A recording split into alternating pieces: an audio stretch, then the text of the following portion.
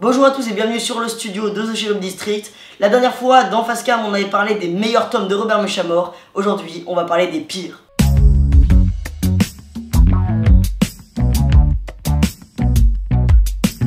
Parce que même si je pense qu'on est tous d'accord pour dire que ils sont super, il y a forcément 2-3 poids qui pèsent un peu, qui viennent un peu contraster avec le reste.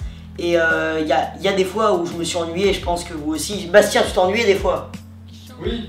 Ah là, il s'ennuie aussi. Du coup, évidemment, ils sont pas nuls, mais on peut dire qu'ils sont moins bien que les autres. Les premiers, on va passer rapidement dessus. Donc en 5ème position, c'est L'Ange Gardien. Ce tome fait partie de la trilogie Aramov qui a marqué un gros contraste avec, disons, la première saison de Cherub qui va du tome 1 au tome 12. On va pas se mentir que l'absence de James pèse un peu et que les intrigues avec Ryan sont un peu moins passionnantes que les autres. L'Ange Gardien étant pour moi au milieu de la trilogie Aramov, le plus nul des trois étant le clan Aramov le premier. C'est d'ailleurs lui en 4ème position.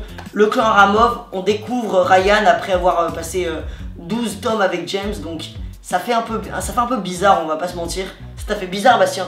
Totalement. Ça lui a fait bizarre à Bastien, donc là je pense que je suis pas tout seul, je sais que beaucoup de fans ont été déçus de ce premier volet de 2ème saison. Et voilà, on va pas s'attarder plus dessus, mais c'est vrai que c'est un des Cherubs les plus décevants. En 3ème position, Anderson's Boys, Opération U-Boot. Non, voilà, enfin, personnellement j'ai vraiment pas été fan forcément de Anderson's Boys. D'ailleurs, je pense que mon top 5 aurait été que le Anderson's Boys, mais du coup j'ai voulu mettre un peu de Cherub aussi. C'est pour ça que voilà, il y a eu des Cherubs de Aramov.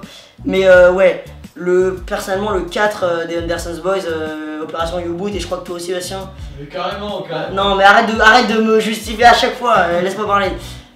Ouais, non franchement, il se passe pas grand chose, et quand on est habitué à Cherub et à toute l'action qu'il y a, c'est vrai que ça pèse un peu. Mais encore une fois, c'est pas le pire des Anderson's Boys, puisque en 2ème place, on va parler de Anderson's Boys, L'évasion. Alors quand j'ai ouvert la première fois Anderson's Boys, j'étais tout content d'avoir une autre série qui ressemblait à Cherub, donc sur le même thème, l'espionnage, tout ça, mais un peu une sorte de préquel.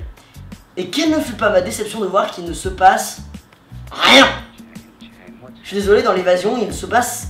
C'est comparé à 100 jours en enfer, où il se passe énormément de choses, le recrutement dans Anderson's Boys, voilà, Bastien me fait dans la tête, ça passe pas trop.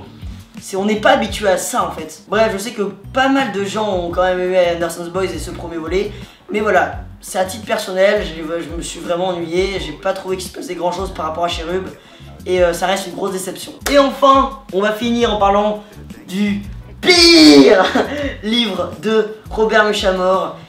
Ça va peut-être en surprendre certains, peut-être pas, parce que je vois qu'on avait abordé dans des débats, mais pour moi, le pire tome de Robert Muchamore, c'est un tome de Cherub, et c'est Commando Adams. Sérieux, c'est quoi cette fin? On va pas se mentir, c'est franchement une fin hyper décevante.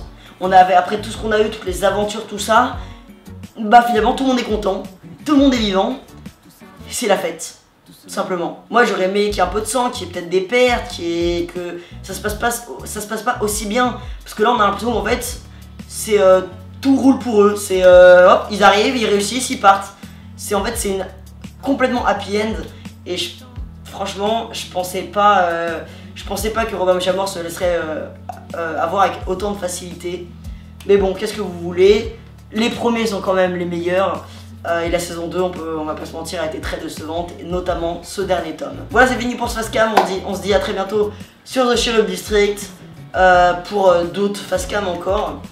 Et écoutez, salut!